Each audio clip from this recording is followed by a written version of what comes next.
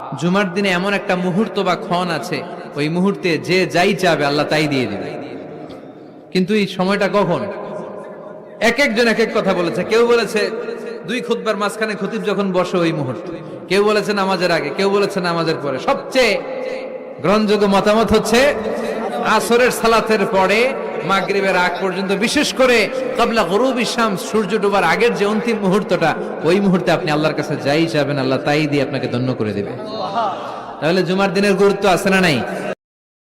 بسم الله الرحمن الرحيم الرحمن علم القرآن خلق الإنسان علمه البيان الشمس والقمر بحسبان والنجم والشجر يسجدان والسماء رفعها ووضع الميزان ألا تطغوا في الميزان وأقيموا الوزن بالقسط ولا تخسروا الميزان والأرض وضعها للأنام فيها فاكهة والنخل ذات الأكمام والحب ذو العصف والريحان فبأي آلاء ربكما تكذبان خلق الإنسان من صلصال كالفخار وخلق الجان من مارج من نار فبأي آلاء ربكما تكذبان رب المشرقين ورب المغربين فبأي آلاء ربكما تكذبان مرج البحرين يلتقيان بينهما برزخ لا يبغيان فبأي آلاء ربكما কোরআনের একটি আয়াত 7 বার পড়ুন,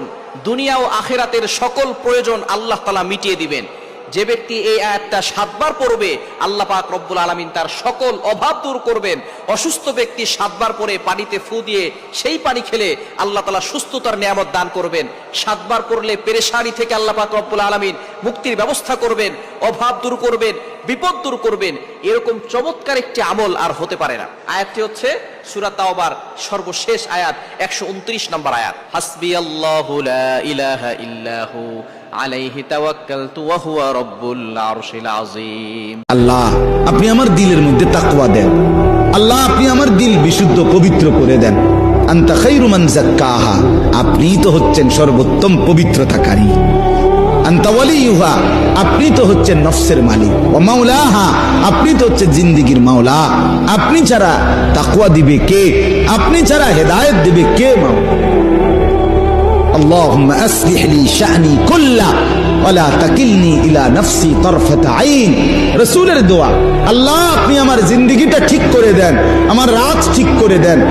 الله لا إله إلا هو الحي القيوم لا تأخذه سنة ولا نوم له ما في السماوات وما في الأرض من ذا الذي يشفع عنده إلا بإذنه يعلم ما بين أيديهم وما خلفهم ولا يحيطون بشيء من علمه إلا بما شاء وسع كرسيه السماوات والأرض ولا يؤوده حفظهما